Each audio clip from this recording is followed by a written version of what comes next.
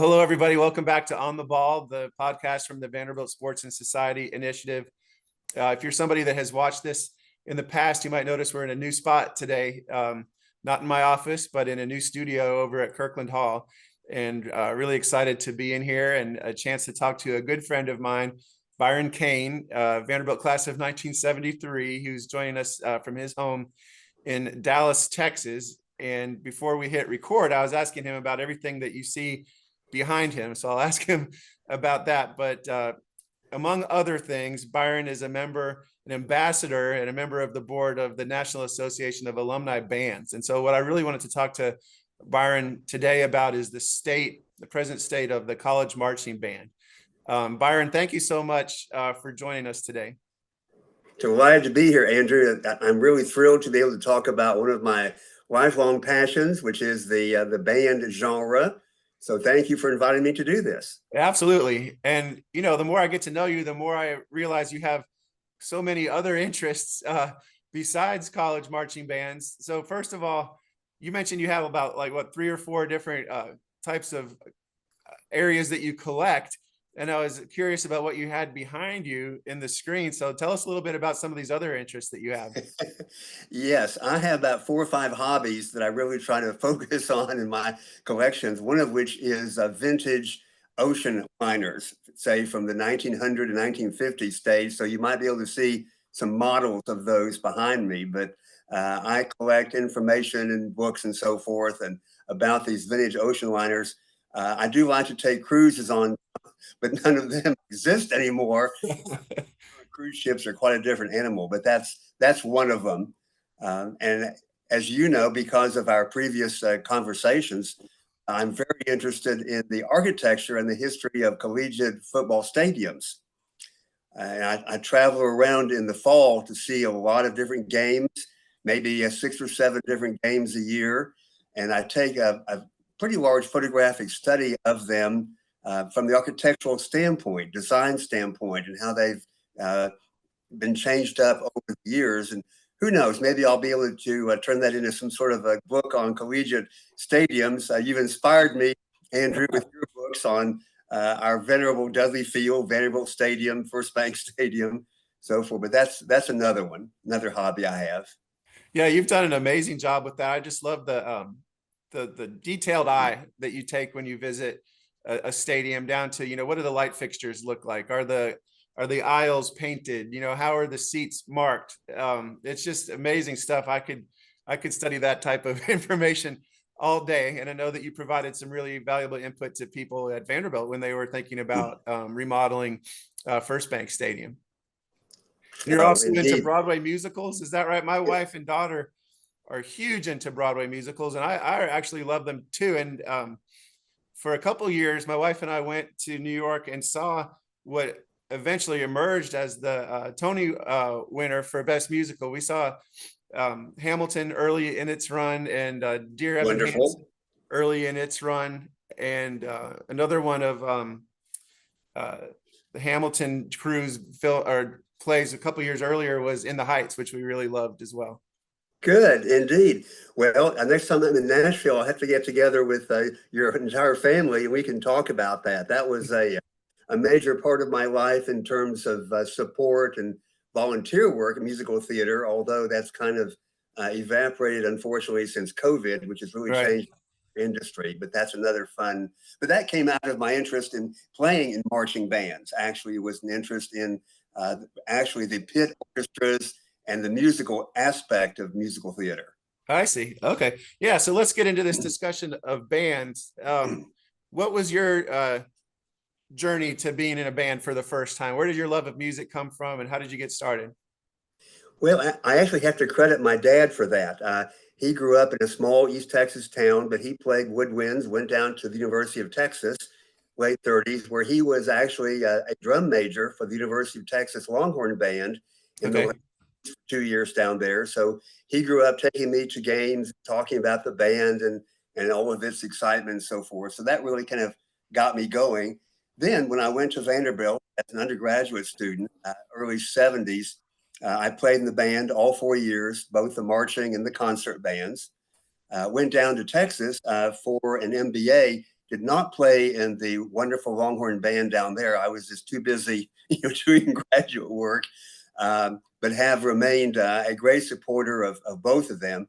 Even though I didn't play in the Longhorn Band, I was honored a couple of years ago, very, very wonderful thing, to be an alumnus member, an honorary member of the Longhorn Band because of a lot of volunteer work I had done. So I'm still very heavily involved with all sorts of activities having to do with the Longhorn Band, as well as our Spirit of Gold.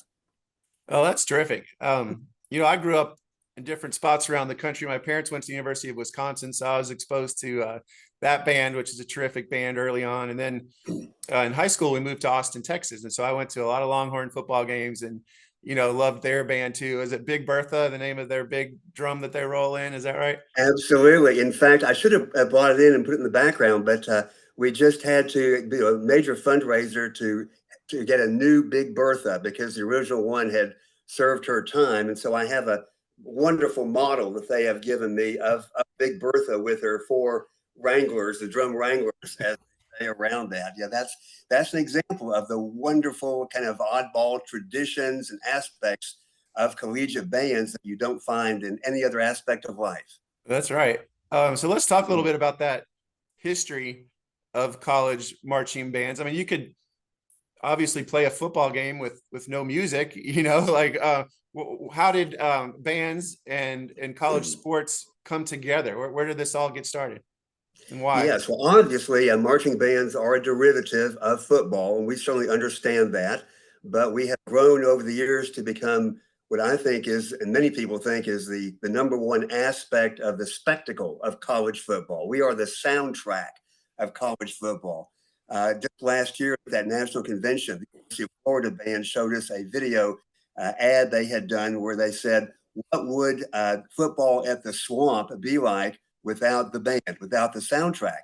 So they started off, with all this noise and the band playing, and all of a sudden it goes silent. And we saw a little bit of that during COVID. So bands are, of course, a derivative of college football. They came about in the early 20th century. The first recorded actual halftime show was at the University of Illinois in 1907, which went on to become the great Midwest kind of a progenitor of growth of college bands. Also, that same year over at Purdue is the first recorded formation of a halftime show where the Purdue band actually made a big P out there on the field. Okay. So college bands, Andrew, really came out of the ROTC bands because in the teens and the 20s, the civilian, if you will, college bands didn't really exist yet. But the ROTC bands would usually show up there at the football games and provide some entertainment. At the halftime, they would get up and march down the field, in straight lines and that was the entertainment. That type of marching is still in existence. Only one band today, and that's Texas A&M, that still has that military type of style with all the close order drills and just a fantastic scene. So if anybody has a chance to see them in person, quite the thing. And of course, our three military academies also have their military style. So in the teens and the 20s, it was ROTC bands doing the slight entertainment during halftime. That's also a period of time when your colleague Carrie Tipton has identified in her book, fight songs began to be written. It was the time of waving the pennants. It was the great time of collegiate stadiums being built. Most of the historic college stadiums were built in the teens and the 20s, like our Dudley Field. Mm-hmm. Over time, then civilians began to create their own musical groups, usually volunteer. They didn't have a professional director. They just had a student leadership. And they kind of took over the halftimes from the ROTC bands. They were larger. They would march up and down. They started to do different pictures on the field. So that really grew in the 20s and 30s. But during that time, it was still a very student-run, volunteer type organization. It wasn't until post-World War II that schools began to hire actual professional directors. The University of Texas, for instance, their first full-time paid director was 1955. And typical across the country and at Vanderbilt. So post-war, the crowds began very large. Football became a very big deal. TV came in. And I can remember very well, as you probably can, that back in the day, Keith Jackson and so forth, there were only about 1 or 2 games televised on a Saturday. So Right. if they were televised, that was a big deal. Back then, the TVs used to televise the entire halftimes. I can remember as a kid watching the football games and the halftime and charting out what they were doing. Ah, That has now evolved, unfortunately, from the band standpoint, to where we now have the commentators at halftime. Although ESPN has developed some type of a side app you can go to and watch the halftime, which is wonderful, and we appreciate that. So by the end of the 20th century, the band had become quite a thing.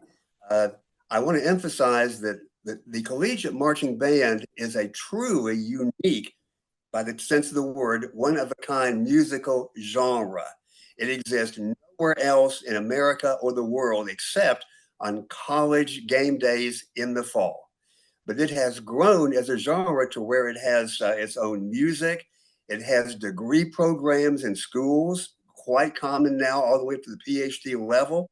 It has its own distinct style, its own distinct element of the entire musical genre. The only place you can see that is at a collegiate stadium on a Saturday afternoon in the fall. well, you get me excited for football season, Byron. um, Well, so wait, exactly. And think about how we saw a little bit of this during COVID, but think about what the game would be like if the band weren't there. I mean, it's hard to conceive, you know. yeah, it really is part of the whole scene and what makes it special on Saturday afternoon or evening. But you mentioned when you were a kid watching these games on TV that you would chart what the band was doing. Tell me more about that. Well, bands were making formations. I would kind of chart out what they were doing, in terms of their the geometrics or the pictures and so forth. It used to be, Andrew, starting off, the most of what the bands did was geometric formations, you might say, and marching back and forth, taking pictures and so forth. But then it evolved very creatively. For instance, the Ohio State Band, very famous, wonderful band, has pioneered the use of these walking stick figures. Mhm. Mike Jackson doing the moonwalk and things like that. And now they are coordinating with the jumbotrons, which is very creative. The jumbotron might be doing something, and the band can be in sync, collaborating with that. So very creative. Props, all this sort of thing. So they really have evolved. Even back in the 70s and 80s, they were doing very creative things. Like I can remember seeing a game at Texas where the Ringling Brothers Circus was in town. So the Longhorn Band actually brought in some of the animals, and they did a circus themed halftime with some of the great circus marches, things like that. So it is entertainment, and it is specific to that genre. One thing I do want to mention about the genre of items I think your viewers might find of interest, unlike sports, college marching bands that is not a zero-sum game. It is not competitive. If I win, you lose. On the other hand, the collegiate directors, they look at it as a win-win thing. They are educators first and foremost, which has really struck me in going to these conventions and with them. They are teachers. They are educators. They just happen to be in the business of musical education, and as all of the teachers do, teaching, inspiring young people, in this case through music. Well, that can be a win-win situation. The directors across the country want every band to be great and good and well-funded and being a success in teaching kids. So that's a very opposite type of situation and camaraderie that is very opposite from sports itself. Yeah, that's a great point. So going back to your history as a musician and a member of the band, you arrive at Vanderbilt, 1969 or 1970. What was your Correct. pathway to joining the band here? Well, this is kind of a private thing, which most people don't know at all. But Okay. the school I went to was a small boys private school. We had a band, but we didn't march. So when I came to Vanderbilt, I had no marching experience. But I went to band camp, and I really went. That was why I went to Vanderbilt, is I wanted to be part of a marching band in the SEC and all that. So band camp, I got the music and the drills, and I would get up early in the morning and go out to one of the practice fields which is now where the parking garage is down from Magoogan. That used to be an open area, IM, and but it's all lined out like a football field. And I would practice my moves there so I could try and catch up with all the other kids who came from high school marching bands, you know. So, but I thoroughly enjoyed it, had a great time there all 4 years. And to be part of the scene when you're out there, you know, it's yes, athletes are on the field, but then you're part of the whole scene too. And you're out there, you know, on the field playing in front of hundreds, you know, throughout the season, hundreds of thousands of people. And that's very, very exciting. I can imagine. And so at that time, did the band take most of the road trips with the team, or what were some of your favorite memories of traveling with the band? Yes, we definitely had at least once a year, if not twice a year, and the whole band would go. We every other year we would definitely go to the Georgia game, whom we played every year, of course. But when it was in Athens, we would go and stay in Atlanta. And back then, Underground Atlanta was a big place to go, you know, for happy hours and partying and all that. And then just take the bus out to Athens the next morning. The Georgia crowd was always very appreciative. We also would do the games at Tennessee over Thanksgiving weekend. We did one game with Mississippi State in the Liberty Bowl in Memphis. It was kind of a neutral site. So we did a joint show with the Mississippi State Bulldog Band, the famous Maroon Band there in the Liberty Bowl Stadium. Oh, that's cool. And what did you major in, and how much time did you spend, you know, practicing, rehearsing with the band? How did you fit it into everything else you had to do as a student at Vanderbilt? Yes, back then we rehearsed Monday, Wednesday, Friday, 4:15 to 6, either in Dudley Field or in what is now the parking lot next to it if it was being used. And then sometimes, if necessary, or Saturday morning. But yeah, it was a full Monday, Wednesday, Friday type activity. One point I'd like to make, and this your viewers might find this interesting compared to the athletes, is that there's no restriction on how much time or the bands have. The only restriction is scheduling, you know, but we had a schedule back then because that was after most classes were over. So we could run out there to Dudley Field to be there by 4:15 and have an almost 2-hour rehearsal. But there are some bands that rehearse more than that. As schedules have become more demanding across the country, the rehearsal time is a bit down compared to what it used to be. But that's why a number of college bands now have full rehearsals on Saturday mornings, maybe an hour or two on Saturday morning before the game. Oh, wow. Okay. Yeah.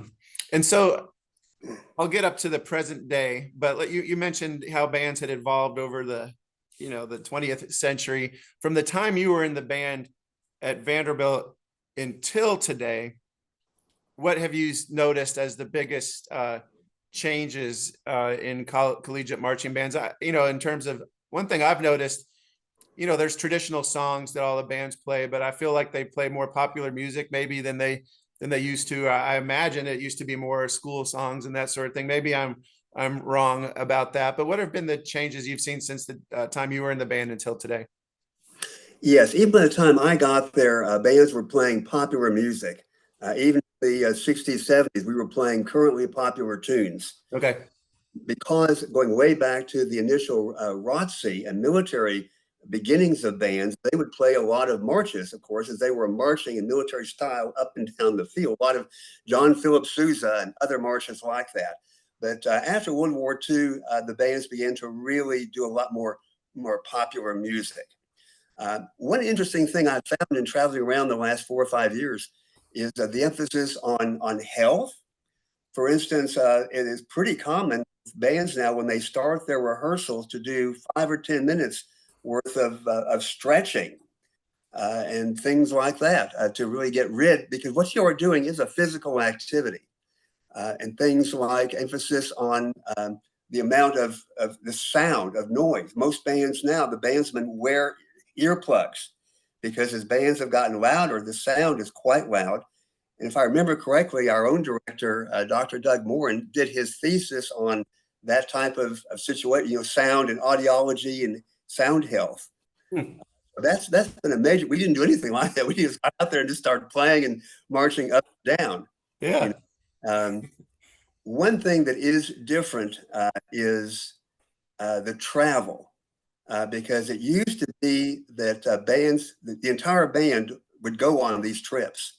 I use as the best example the Southwest Conference, which of all the conferences was the most geographically tight, which had several wonderfully positive implications. You know, you've got SMU, TCU, Baylor, Texas, all within an hour and a half of each other, plus Rice, Houston, down Houston. The only far away places were Texas Tech and Arkansas. So the full bands would go to every game, home and away. That was just very common, you know. Nowadays, for several reasons, the extent of conferences, Mhm. cost, it's rare to see a full band go to an away game. But that used to be common, and I think that's an unfortunate thing. Several reasons for that: one, the distance, and two, money. Because back then in the day, bands, you showed up and the visiting school, I mean, the host school knew how many people were coming. They just set aside seats for you. Well, nowadays it is very common, because of money-driven athletics, to charge the bands for the seats, a visiting band. Whereas it used to be, you wouldn't think about charging the band or the visiting cheerleaders or the mascot tickets, but Right. now they do, you know, because otherwise the ticket department can sell those tickets. I get they want to be paid for every ticket, every seat that's there in the stadium. So that's unfortunate, I think. I mean, the bands are part of the show, and if you have both bands there and say both bands doing full shows, 8 minutes each, what entertainment, you know? Right, right. Yeah. So that gets us to the present state of the band. And, you know, there's so much change in college sports right now. Chief among them, one of the topics that's discussed a lot is conference realignment. You've alluded to this and travel, but like conference realignment has a major effect on bands and the ability of schools to support their bands. What are the, maybe expand on that, and what are some of the other prominent issues that college bands are facing today? Yes, one of the ones is money, and that affects so much of collegiate sports these days. As I first began to get really involved with this 7 or 8 years ago and traveled around the country and visited with people, I was really surprised at how little college bands are funded, even the big name ones with the big bands. I was shocked to find out how difficult their funding was, how they were always having to scrape for every bit of money. As travel became more expensive, that really began to decrease the amount of the number of away games that the bands could go to. And by the way, the travel is one of the number one reasons why college kids join bands, is the fun of the trips. So Mhm. impact right there. Um, some bands are trying to address this by some very large capital campaigns, fundraising projects. The Michigan band, one of the best ever in history, has no funding from the university. Everything has to be funded from outside, of all things. So they are in a multi-million-dollar campaign for endowments and to fund the Michigan band. Same at Texas. They are undergoing a $75 million campaign to make Texas viable to go into the SEC. Uh, Mhm. so funding is a big, big issue. As the bands have gotten larger, 250, 350 members, that's a lot of kids to take on an away trip. Um, Look at the Big Ten as an example. You're not going to see the USC band going to Rutgers, and you probably No. won't see the USC band, a pep band, going to Ohio State. I mean, that's a huge factor there. So money is one of them. The challenge of the role of the band in the entertainment aspect of college football. This Mhm. gets back to the fact that the band is the soundtrack of college football. The band is the number one aspect of the spectacle of college football, the sound, all of that, the entertainment value. But in some quarters, there is a push for the entertainment to be not the band. Canned music, having rock stars at halftime. Those are huge challenges that really get right to the existence, frankly, of the college band. There was one of the very first flaps about this occurred, gosh, maybe 10, 12 years ago, I guess it is now, over at our friends at Tennessee, where the Tennessee director was told that they did not want the band to play as much in the stands because they wanted to run ads and they wanted to do other things, canned music. Well, the director pushed back against that, so he was relieved from his duties. That was, a very shocking example, one of the early examples of this pressure coming from kind of minimizing, in a way, or decreasing the importance of the band there as part of the entire entertainment aspect. Now, we as the leaders of the band, we want to be cooperative with this. We want to be part of the show and go with the times. And if there is some canned music or things like this, let's work some things out. And that's worked out very well in some places. But we want to be part of that discussion, to be cooperative and partners in the whole production of the spectacle. But that's a challenge there. And it's even gotten to the point to where some of the bands that showed up strikingly at the last bowl season. There were pressures from some areas, from some of the bowl directors, some of the ADs, about bands not coming at all to bowl games, or only setting a pet band, or not performing at halftime because there was going to be some sort of other entertainment. Well, that does strike at the very existence of bands. How are we going to get kids to go and spend all of this rehearsal time, all of this activity, and then to go to a game and be told they're not going to play or perform? This is a challenge, and we know that the landscape is changing with TV and all that sort of thing, and the money involved and the pressure for different entertainment styles.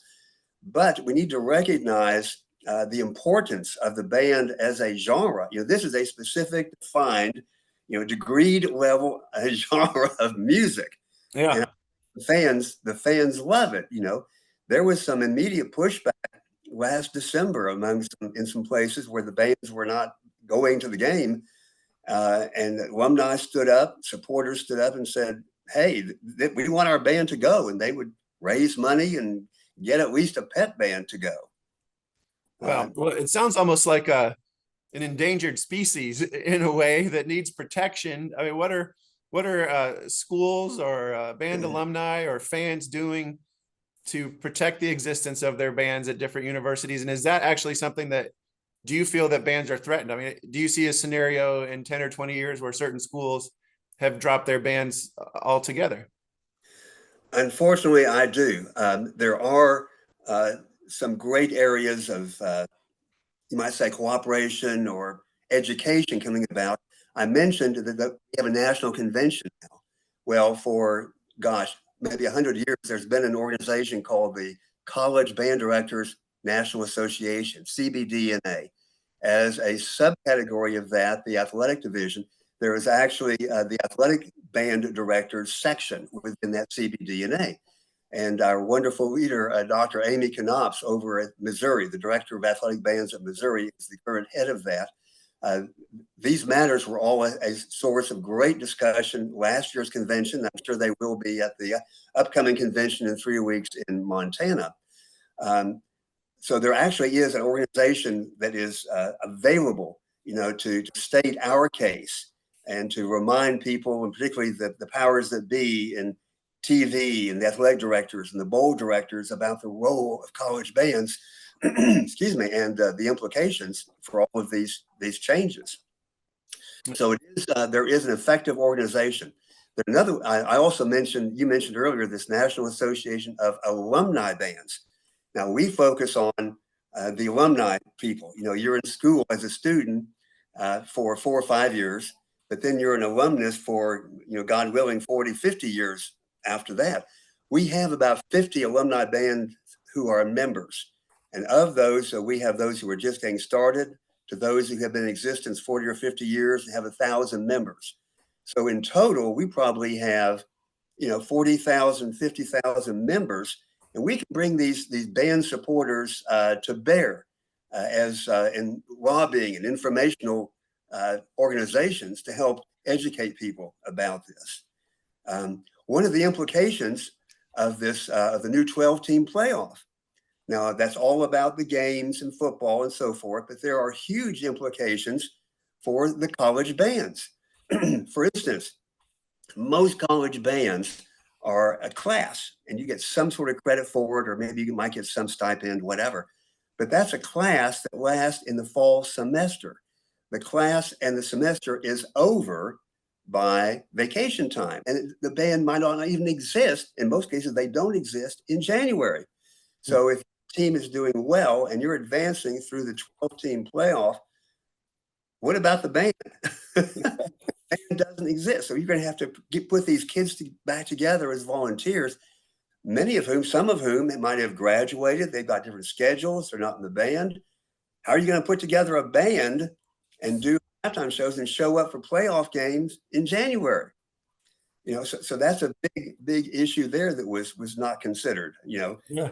Consider it, but but that's an implication. And who's going to pay for these bands to go to these playoff games? These things are kind of existential in a way. There may be some schools, particularly smaller schools with smaller programs, who might be adversely impacted, perhaps, by the challenge of money and the challenge of getting kids to be involved, the challenge of being present there at the school.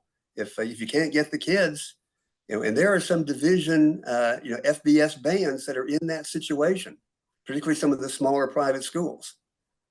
So it is a very challenging, and in the long term being 5-10 years, existence of these bands. If they can play canned music, why have the band?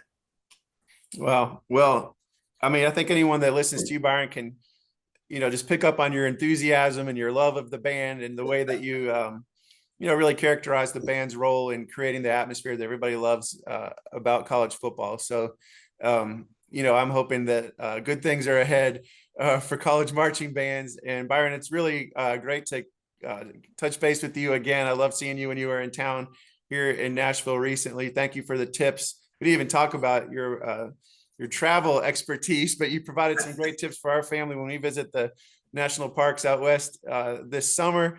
Really looking forward to seeing you again. And thank you for sharing this really fascinating information on the state of the bands.